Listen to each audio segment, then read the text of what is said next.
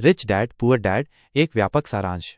Robert Kiyosaki की rich dad poor dad कोई सामान्य वित्तीय सलाह पुस्तक नहीं है। यह एक वैचारिक क्रांति है जो धन, काम और शिक्षा के प्रति हमारे पारंपरिक दृष्टिकोण को चुनौती देती है। कियोसाकी अपने जीवन के दो प्रभावशाली पिताओं, उनके पुअर डैड, उनके जैविक पिता, एक उच्च शिक्षित सरकारी कर्मचारी, और उनके रिच डैड, उनके सबसे अच्छे दोस्त के पिता, एक कॉलेज ड्रॉप आउट जो एक सफल व्यवसायी और निवेशक बने के माध्यम से वित्तीय साक्षरता और स्वतंत्रता का पाठ पढ़ाते हैं। यह किताब हमें यह सिखाती है कि कैसे गरीब और मध्यम वर्ग के लोग पैसे के लिए काम करते हैं, जबकि अमीर लोग पैसे को अपने लिए काम कराते हैं।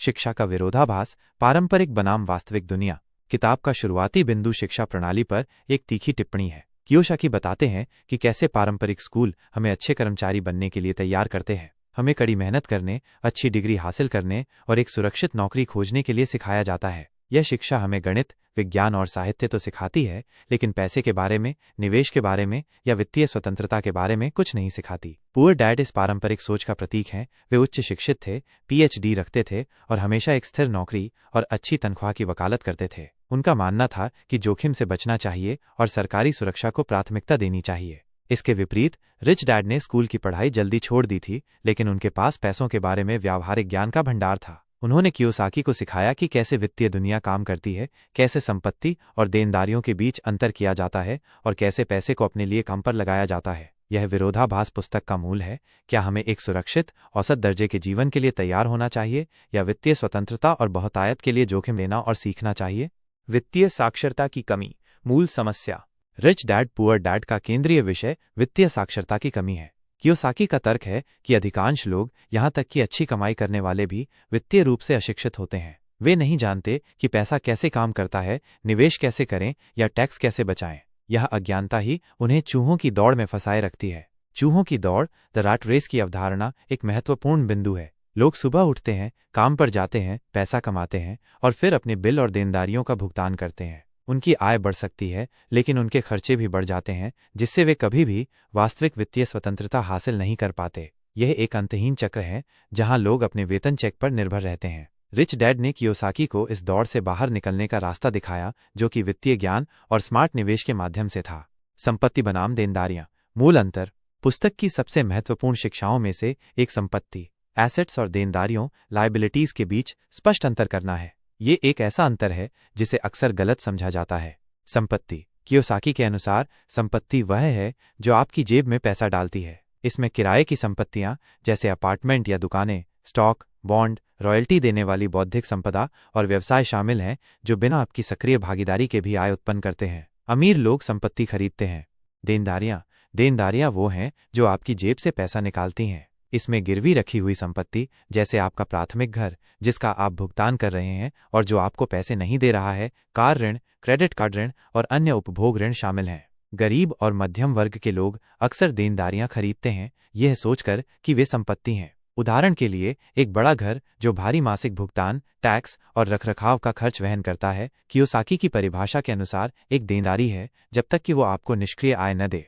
रिच डैड का दर्शन सरल है, अपनी आय के कॉलम में पैसे डालें और अपने व्यय के कॉलम से पैसे निकालें। इसका मतलब है कि लगातार ऐसी संपत्तियां खरीदें जो आपको पैसे दें और उन देनदारियों से बचें जो आपसे पैसे लें। अमीर पैसे के लिए काम नहीं करते, पैसे को अपने लिए काम करवाते हैं। यह पुस्तक का सबसे शक्तिशाली संदेश है। गरीब और मध्यम वर्ग के लोग अपनी आय के लिए काम करते हैं। वे अपने समय और प्रयास का व्यापार पैसे के लिए करते हैं। एक बार जब वे काम करना बंद कर देते हैं तो उनकी आय भी बंद हो जाती है। ये एक सक्रिय आय मॉडल है।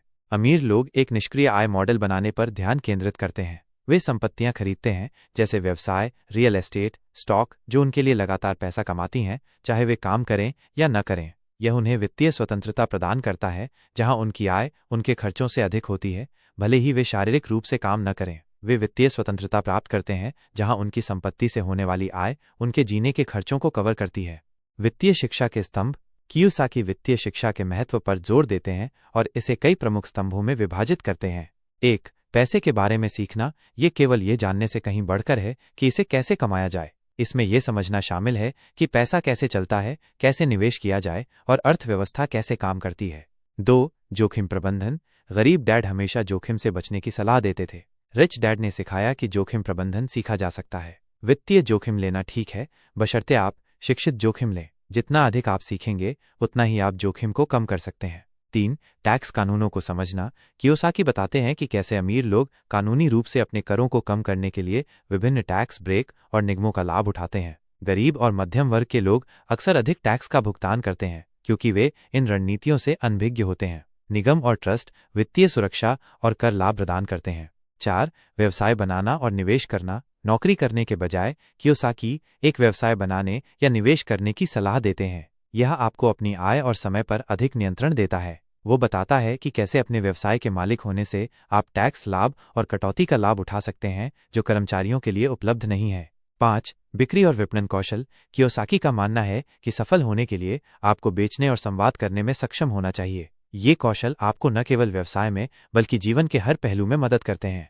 भावनात्मक बुद्धि और मानसिकता का महत्व।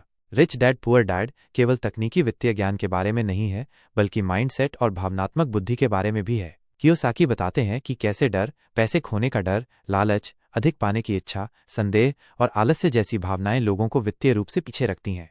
डर। कई लोग पैसे खोने के डर से निवेश नहीं करते या जोखिम नहीं लेते। कियोसाकी का तर्क है कि यह डर अक्सर वित्तीय अज्ञानता से पैदा होता है। लालच। कुछ लोग अमीर बनने के लिए शॉर्टकट या जल्दी अमीर बनो योजनाओं की तलाश करते हैं जो अक्सर उन्हें नुकसान पहुंचाती हैं। आलस्य। वित्तीय शिक्षा प्राप्त करने या सक्रिय रूप से संपत्ति बनाने के लिए प्रयास करने की अनिच्छा। अहंकार। यह मानना कि आप पहले से ही सब कुछ जानते हैं जिससे सीखने या नई जानकारी स्वीकार करने से इनकार हो सकता है। रिच डैड ने सिखाया कि इन भावनाओं को पहचानना और उन पर काबू पाना महत्वपूर्ण है। उन्होंने ये भी सिखाया कि गलतियों से सीखना महत्वपूर्ण है क्योंकि वे सीखने की प्रक्रिया का हिस्सा हैं। असफलताओं से डरो मत, उनसे सीखो।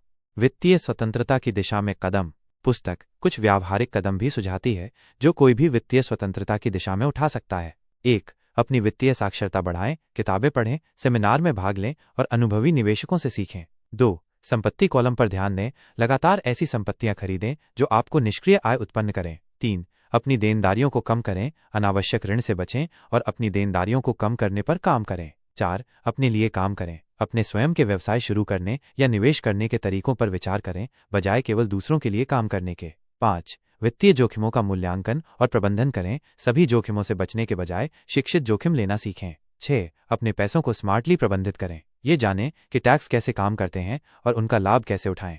निष्कर्ष। रिच डैड पुअर डैड एक महत्वपूर्ण पुस्तक है क्योंकि यह हमें पैसे और वित्तीय स्वतंत्रता के बारे में सोचने के तरीके को बदल देती है। यह हमें सिखाती है कि पारंपरिक स्कूल जाओ, अच्छी नौकरी पाओ मार्ग अक्सर वित्तीय सुरक्षा की गारंटी नहीं देता है। इसके बजाय यह हमें वित्तीय शिक्षा प्राप्त करने, माइंडसेट बदलने और सक्रिय रूप से संपत्ति बनाने के लिए प्रोत्साहित करती है। यह पुस्तक वित्तीय रूप से सशक्तिकरण के बारे में है और यह समझने के बारे में है कि कैसे अमीर सोचते और कार्य करते हैं ताकि कोई भी अपनी वित्तीय नीति का नियंत्रण अपने हाथों में ले सके। ये सिर्फ एक किताब नहीं है, यह वित्तीय स्वतंत्रता की दिशा में एक मार्गदर्शक है।